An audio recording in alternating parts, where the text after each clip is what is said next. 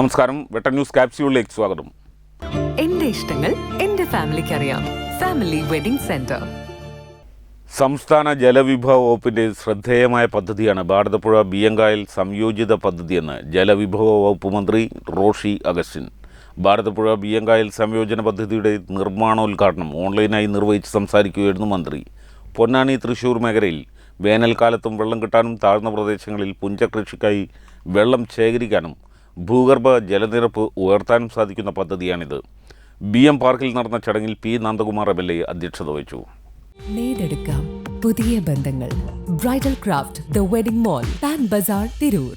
5 പതിറ്റാണ്ടായുള്ള കാത്തിരിപ്പിന്റെ ഫലമാണ് ഇതെന്നും കൃത്യമായ പ്രവർത്തനത്തിന്റെയും ഇച്ഛാശക്തിയുടെയും സാക്ഷാത്കാരമാണ് ഇത്തരത്തിലുള്ള വികസന പദ്ധതികളെന്നും അധ്യക്ഷ പ്രസംഗത്തിൽ അദ്ദേഹം പറഞ്ഞു. മലപ്പുറം, തൃശൂർ ജില്ലകളിലെ 2 നഗരസഭകളിലേക്കും 10ലേറെ പഞ്ചായത്തുകളിലേക്കും ബിയ്യങ്കായലിനോടും 100 അടി തോടിനോടും ചേർന്ന് കിടക്കുന്ന പ്രദേശങ്ങളിലെ ജലക്ഷാമം പരിഹരിക്കാനായുള്ള പദ്ധതിയാണ് ഭാരതപ്പുഴ ബിയ്യങ്കായൽ സംയോജന പദ്ധതി ആവിഷ്കരിച്ചിരിക്കുന്നത്.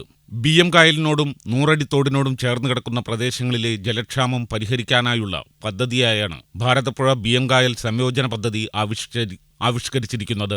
35.80 കോടി രൂപ നവാർഡ് ഫണ്ട് വകയിരുത്തിയാണ് പദ്ധതിയുടെ നിർമ്മാണം നടക്കുക. ചടങ്ങിൽ irrigation division executive engineer E. Ajmal സ്വാഗതം പറഞ്ഞു. AC മൊയ്തീൻ MLA മുഖ്യാതിഥിയായി.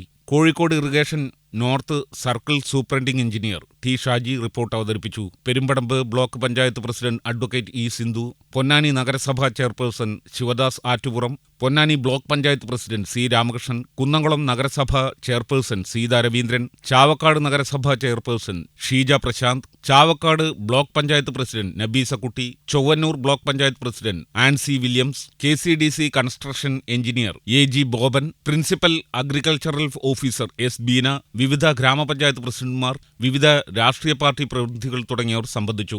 വെട്ടൻ ന്യൂസ് പൊന്നാനി.